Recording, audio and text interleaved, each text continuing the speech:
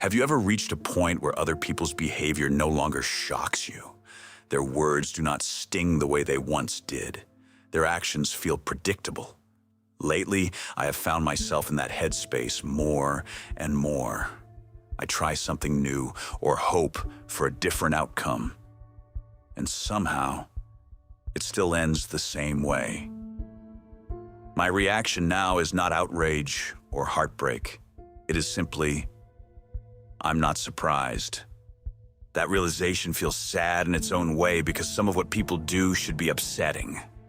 Some of it is hurtful, dismissive, or cruel.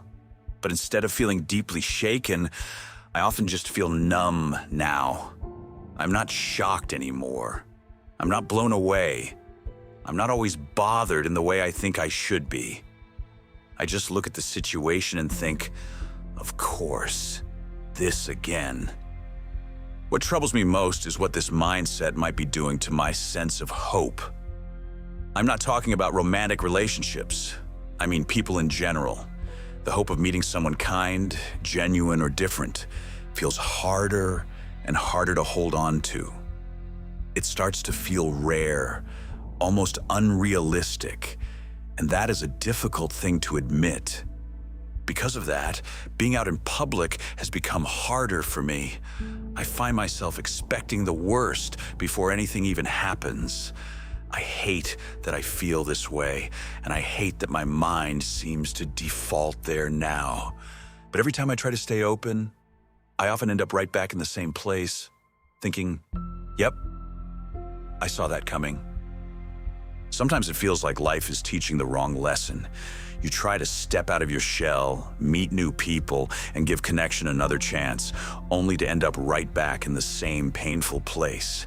Instead of being met with curiosity or kindness, you are met with jabs, mockery, belittling, or some subtle attempt to make you feel small. After enough of those experiences, it starts to feel like the message is always the same. You shouldn't have even bothered. That is what makes this so exhausting. It is not just one bad interaction. It is the pattern. You put yourself out there hoping for something better, and instead you get reminded why you pulled away in the first place. It can leave you wondering why simple connection so often feels like a setup for humiliation instead of a chance to be known. What I wish more people understood is how basic the hope really is. Most of us are not asking for anything extreme. We are not asking to be endlessly praised or catered to. We are asking for something much simpler. Have a real conversation. Ask how someone is doing. Get to know the person before judging them. Treat someone like a human being instead of a target. It is frustrating when that feels like too much to ask. People can label you too quickly, joke at your expense, or act as if your presence gives them permission to test your tolerance. And after a while, you start thinking, what exactly am I supposed to do with that? That is where isolation begins to make emotional sense, even if it is not always the healthiest answer. Being alone can start to feel safer because when no one is there, no one can belittle you. No one can take jabs at your life. No one can take advantage of you. No one can use your kindness or your resources. No one can make you feel even more like an outcast than you already do. And that is the hard truth, isn't it? Isolation can protect you from harm, but it can also keep you from the connection you still want somewhere underneath all that exhaustion. That is why this feels so conflicted. Part of you wants to keep trying, and part of you is simply tired. Tired of being the one who opens up. Tired of hoping people will be decent. Tired of learning the same painful lesson over and over again. I'm pretty sure I'm not the only one who has felt that way. And I definitely don't think this makes someone weak or overly sensitive. I think it means we are just feeling worn down. Sometimes people say things meant to cut deep, and now instead of being offended, I just laugh. I do not even know if that is a healthy response anymore. Part of me thinks a normal reaction would be to feel hurt or angry. Instead, I find myself almost amused, like, that's what you came up with? That's all you have? It is not that I do not recognize the disrespect. I do. It is that I have become so used to it that the shock is gone. And honestly, that might be the most unsettling part of all. When disappointment becomes expected, numbness can start to feel normal. The strangest part is that people that I know are using me can almost feel easier to deal with than new connections. That sounds completely backwards, but it makes sense when I sit with it. Users are fairly upfront with what they want from you. They don't try to hide it.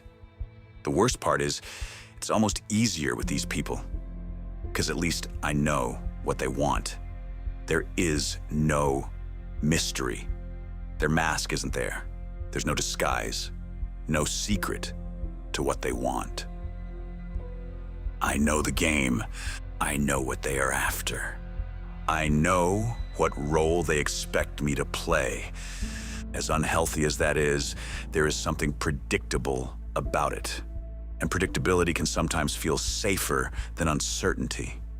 At least you know what to expect and how to play the game.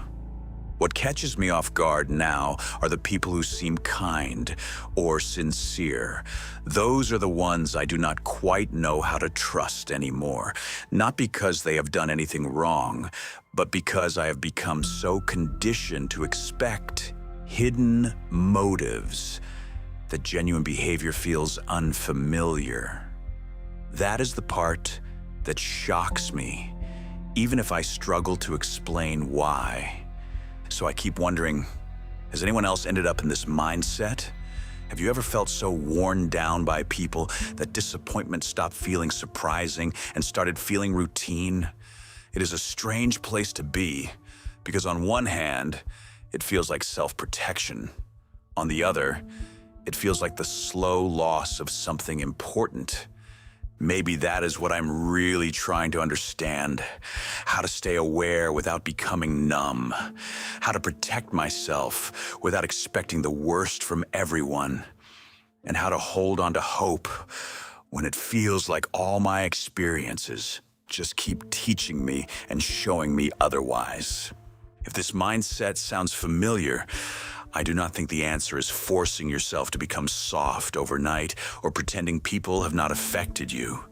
The answer may be something gentler and more honest, learning how to stay open in small, safe ways without handing everyone full access to your heart. Healing does not always begin with trust. Sometimes it begins with discernment. For anyone dealing with this kind of emotional fatigue, here are a few things that may help. Start with small trust, not total trust. Not everyone deserves immediate access to your inner world. Let trust build slowly through consistency, not words alone. Pay attention to how people make you feel over time. Safe people usually do not leave you confused, anxious, or constantly questioning their intentions. Protect your peace without isolating completely. Boundaries are healthy, but total emotional shutdown can become a prison. There's a difference between being careful and disappearing. Let yourself be surprised by good people. Not everyone will hurt you the way others have. It may feel unfamiliar at first, but unfamiliar does not always mean unsafe. Give yourself grace for how you adapted. If numbness became your protection, it likely developed for a reason. You do not have to hate yourself for surviving the best way you knew how. Maybe healing in this part of our lives is not about becoming the person we were before people disappointed us. Maybe it is about becoming someone wiser, someone who can recognize red flags without assuming everyone is a threat, someone who can stay kind without being naive, and someone who can hold on to hope without abandoning self-protection.